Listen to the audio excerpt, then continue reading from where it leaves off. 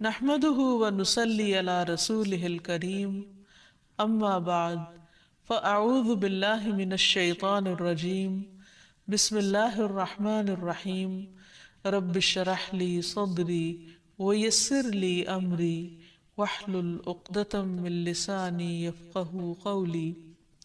السلام علیکم ورحمۃ اللہ وبرکاتہ۔ ناظرین، پروگرام دعا کیجئے کے ساتھ آپ کی خدمت میں حاضر ہیں۔ آج ہم انشاءاللہ نظر بد اور حاسد کے شر سے بچنے کی دعائیں آپ کے ساتھ شیئر کریں گے۔ اللہ سبحانہ و تعالی ہم سب پر بہت ہی مہربان ہے۔ اس نے ہمیں پیدا کیا اور وہ جانتا ہے کہ ہمارے لیے کیا بہتر ہے اور کیا نہیں، اور اس کے لیے اس نے ہمارے لیے ایک بہترین دین بھیجا، اور صرف کتابی شکل میں نہیں بلکہ عملی شکل میں محمد صلی اللہ علیہ وسلم کی صورت میں، کہ انہوں نے ہر وہ چیز کر کے دکھائی، سکھائی، سمجھائی جو ہمارے لیے فائدہ مند ہے، اور اس سلسلے میں ہمیں بعض ان حقیقتوں کے بارے میں بتایا اور ان کی اصل حقیقت بتائی جو اس کے بغیر ہم جان ہی نہیں سکتے تھے۔ اور ان حقائق میں سے ایک حقیقت یہ ہے کہ انسان کی نظر بھی ایک اثر رکھتی ہے، اور پھر اس سے بچنے کے لیے کیا کیا جائے؟ کیا کوئی من گھڑت طریقے اختیار کر لیے جائیں، یا وہ جو خود نبی صلی اللہ علیہ وسلم نے سکھائے؟ کیونکہ اگر ہم وہ طریقے اختیار کریں گے جو رسول اللہ صلی اللہ علیہ وسلم نے خود اختیار کیے یا اختیار کرنے کا حکم دیا، تو اس میں ہمارے لیے بھلا ہی بھلا ہے، فائدہ ہی فائدہ ہے، کیونکہ وہ موسٹ اوتھینٹک چیزیں ہیں، موسٹ ایکوریٹ چیزیں ہیں، کیونکہ اس کا سورس وحی الہی ہے، اور باقی چیزیں انسانوں کا علم ہے۔ کہاں انسانوں کی عقل یا تجربات اور مشاہدات، اور کہاں اللہ رب العزت کی بھیجی ہوئی تعلیم۔ تو اس لیے اس سلسلے میں بھی ہم قرآن و سنت سے ہی رہنمائی حاصل کریں گے۔ اور پھر دعا کرتے وقت یاد رکھیے کہ سب سے پہلے اللہ سبحانہ و تعالیٰ کی حمد و ثنا، اللہ تعالیٰ کی حمد و ثنا میں نبی صلی اللہ علیہ وسلم کی وہ دعائے استفتاح جو صبح تہجد کے وقت آپ پڑھا کرتے تھے، بہت ہی خوبصورت ہے۔ اس میں بہت ہی عمدہ انداز سے آپ صلی اللہ علیہ وسلم اللہ تعالیٰ کی حمد بیان کرتے ہیں۔ الفاظ ہیں کچھ یوں: اللہم لک الحمد انت قیم السماوات والارض ومن فیہن، وَلَكَ الْحَمْدُ لَكَ مُلْكُ السَّمَاوَاتِ وَالْأَرْضِ وَمَنْ فِيهِنَّ، وَلَكَ الْحَمْدُ أَنْتَ نُورُ السَّمَاوَاتِ وَالْأَرْضِ، وَلَكَ الْحَمْدُ أَنْتَ الْحَقُّ وَوَعْدُكَ الْحَقُّ وَلِقَاؤُكَ حَقٌّ وَقَوْلُكَ حَقٌّ وَالْجَنَّةُ حَقٌّ وَالنَّارُ حَقٌّ وَالنَّبِيُّونَ حَقٌّ وَمُحَمَّدٌ صلی اللہ علیہ وسلم حق والساعۃ حق۔ اے اللہ، ہر طرح کی تعریف تیرے ہی لیے ہے۔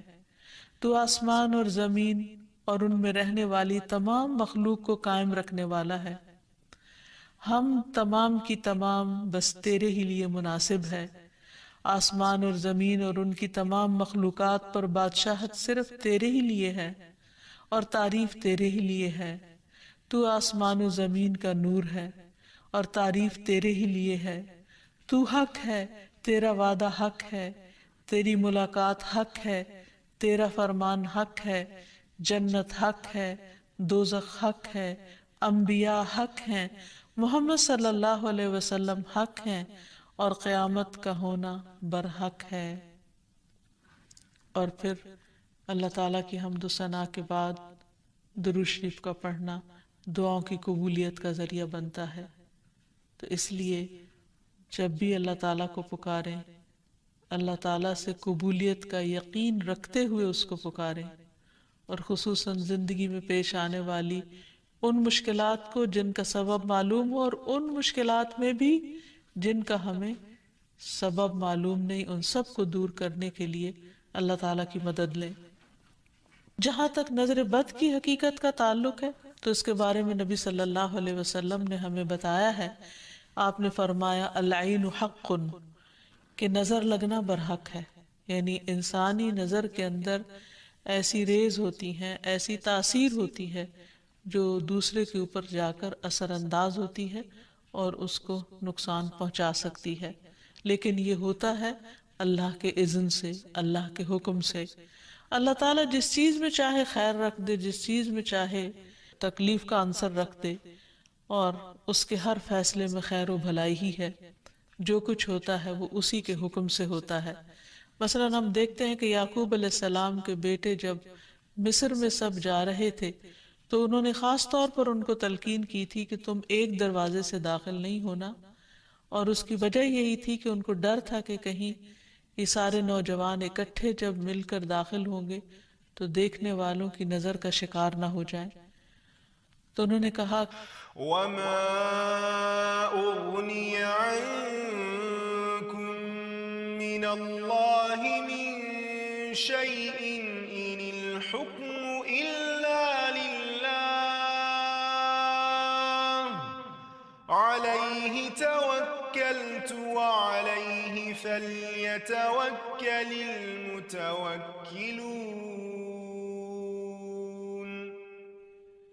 تو انہوں نے کہا کہ میں تمہیں یہ ترکیب بھی بتا سکتا ہوں، لیکن میں تم سے اللہ کی طرف سے آنے والی کوئی چیز ہٹا نہیں سکتا، یعنی اگر پھر بھی اللہ کا حکم تم پر نافذ ہونا ہوا، کوئی نقصان پہنچنا ہوا، تو پھر میں کچھ نہیں کر سکتا، حالانکہ وہ اللہ کے پیغمبر تھے۔ حکم اللہ کے سوا کسی کا نہیں، اسی پر میں نے بھروسہ کیا، اور اسی پر لازم ہے کہ سب بھروسہ کرنے والے بھروسہ کریں۔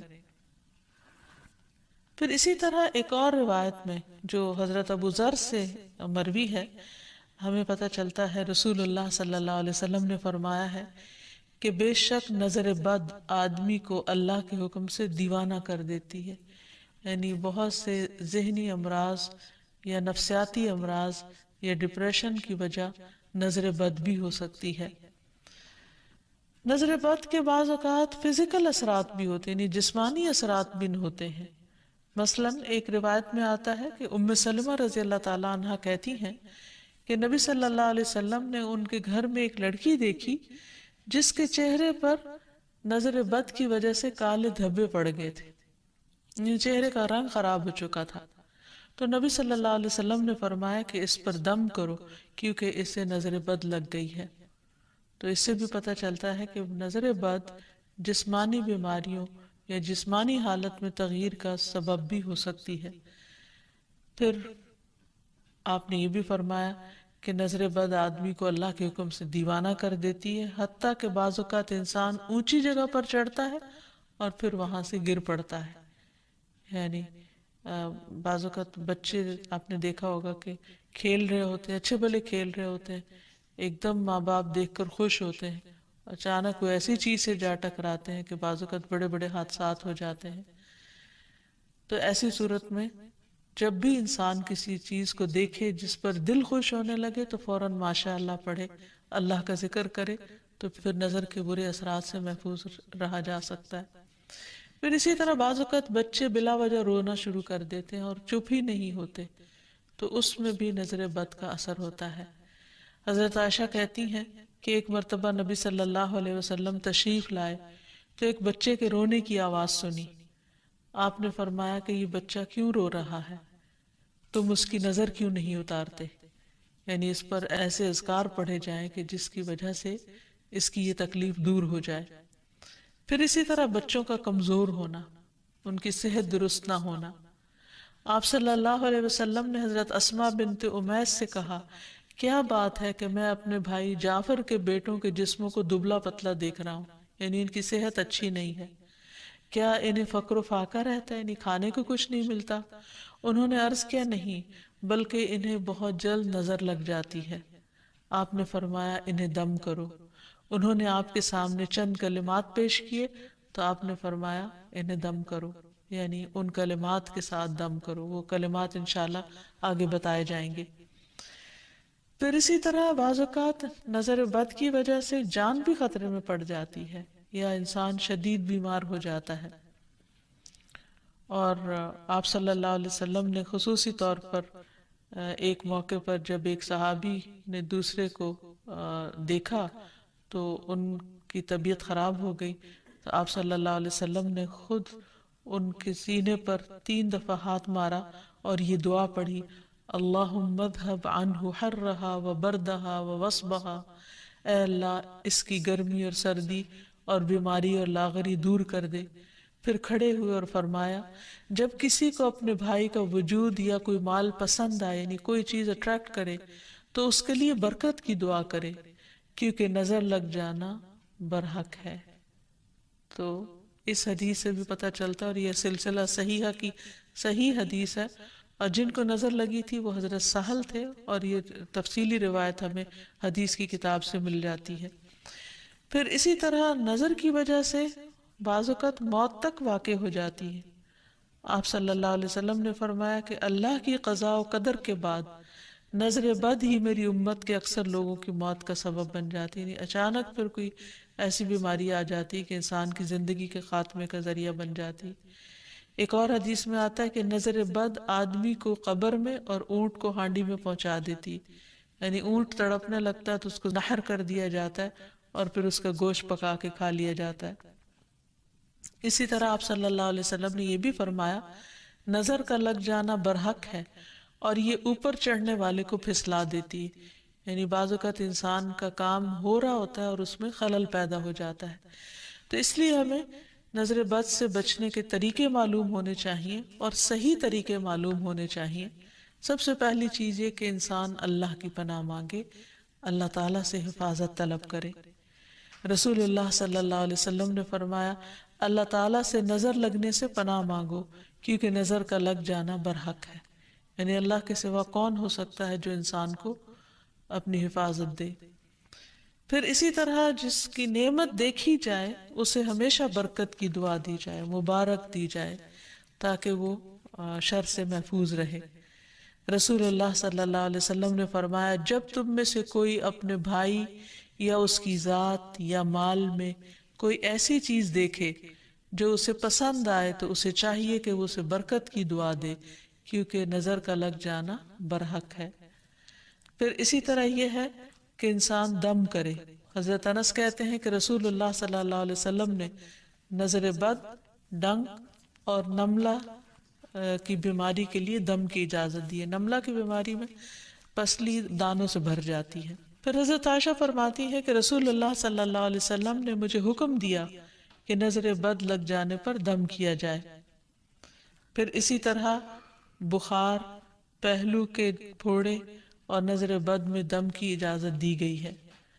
خصوصی طور پر چھوٹے بچوں کو دم کرتے رہنا چاہیے، اور جتنی بھی مائیں ہیں وہ ان کی تعلیم و تربیت کے حصے میں یہ بات شامل ہونی چاہیے کہ وہ چھوٹے بچوں کو صبح و شام کی دعائیں پڑھ کر یا اللہ تعالیٰ کا ذکر کر کے دم کرتی رہیں، خصوصاً نظر بد کی دعا۔ حضرت اسماء کہتی ہے کہ ایک مرتبہ انہوں نے عرض کیا، یا رسول اللہ صلی اللہ علیہ وسلم، جعفر کے بچوں کو نظر لگ جاتی ہے، کیا میں ان پہ دم کر سکتی ہوں؟ تو آپ نے فرمایا، ہاں، اگر کوئی چیز تقدیر سے سبقت لے جا سکتی تو وہ نظر بد ہوتی، یعنی اتنے اس کے اثرات ہوتے ہیں۔ پھر اسی طرح نظر بد کے علاج میں یہ بات بھی بہت مفید ہے جو نبی صلی اللہ علیہ وسلم کی سنت سے ثابت ہے کہ نظر لگانے والے کے وضو کے بچے ہوئے پانی سے اس کو غسل کرایا جائے، جس کو نظر لگی ہو۔ ایک اور روایت میں آتا ہے کہ آپ صلی اللہ علیہ وسلم نے فرمایا، نظر بد لگنا برحق ہے، اگر کوئی چیز تقدیر پر غالب ہو سکتی تو وہ نظر بد ہے۔ جب لوگ تمہیں غسل کرنے کا کہیں تو غسل کر دو، یعنی اس کو برا نہ مانو، کیونکہ یہ ایک چیز ہے ہونے والی۔ اگر کسی کے آنے سے یا اچانک دیکھنے سے یا کسی کی بات سے یا تعریف سے دوسرے شخص کی طبیعت خراب ہو گئی ہے تو اس سے واضح طور پر پتہ چلتا ہے کہ کوئی ایسے ہی اثرات ہوئے ہیں، اور اگر وہ طلب کرے کہ وضو کر کے پانی دے دو تو دے دینا چاہیے، اس کو برا نہیں سمجھنا چاہیے۔ لیکن یہ یاد رکھیے کہ نظر بد کے اتار کے لیے غیر شرعی کام کرنا یہ درست نہیں، یعنی وہ چیزیں جن کا سنت سے کوئی ثبوت نہیں ملتا، جیسے بعض لوگ مرچیں جلاتے ہیں، یا بعض لوگ کالے دھاگے پہن لیتے ہیں، یا کوئی ایسے نشان لگا لیتے ہیں، تو ان چیزوں سے پرہیز کرنا چاہیے۔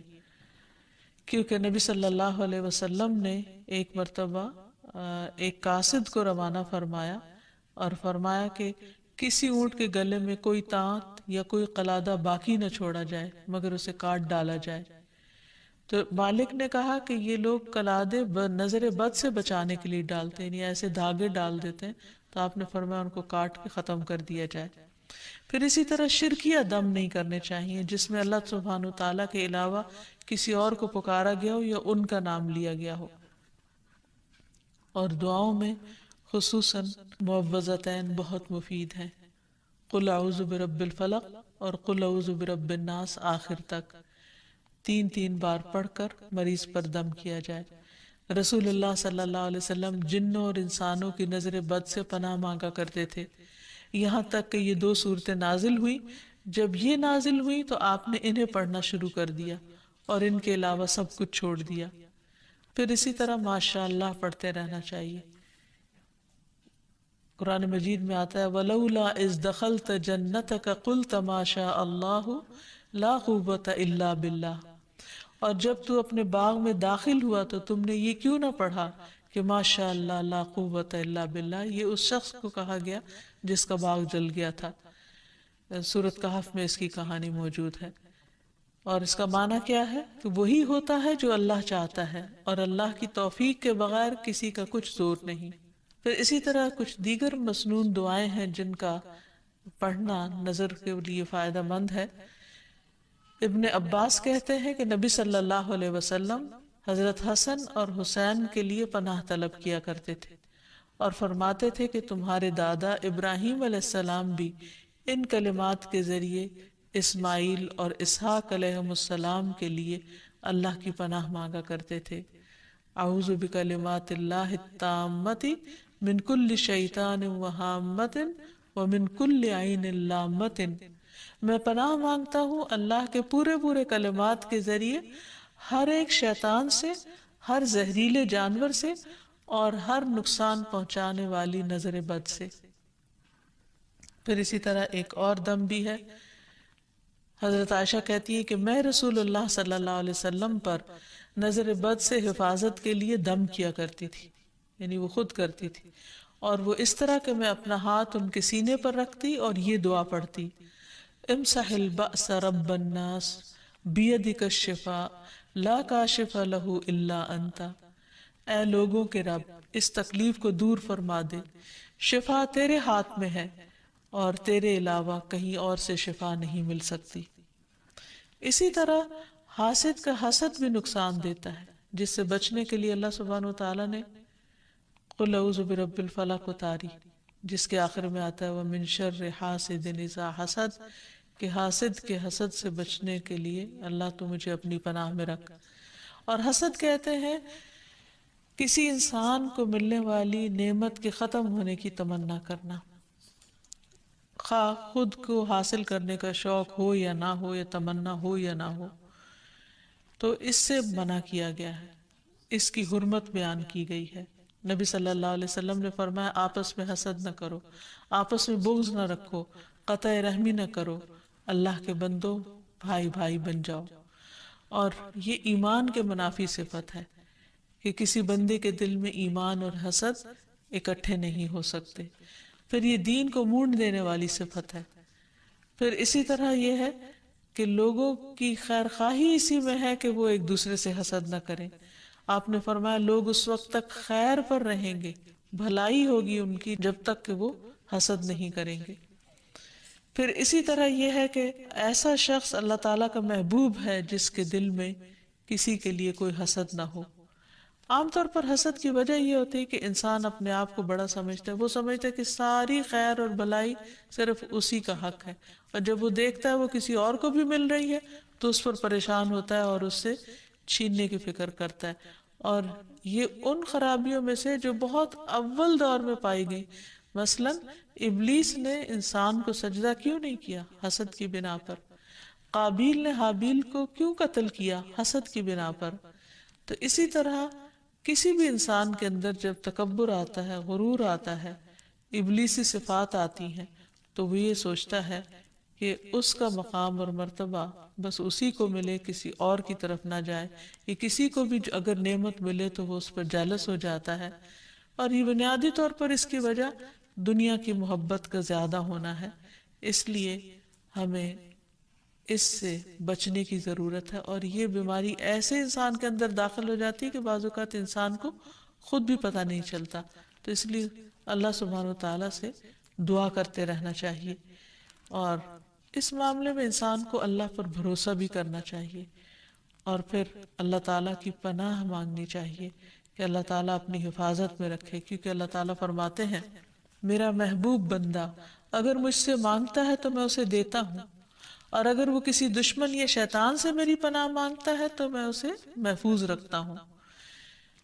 پھر اسی طرح یہ ہے کہ حاسدوں سے نعمت کو چھپانے کی کوشش کرنا چاہیے. جب انسان کو یہ پتہ ہو کہ کوئی شخص ایسا ہے جو اس کی نعمت پر خوش نہیں ہوتا تو ان کے سامنے پھر اس کا اظہار نہیں کرنا چاہیے.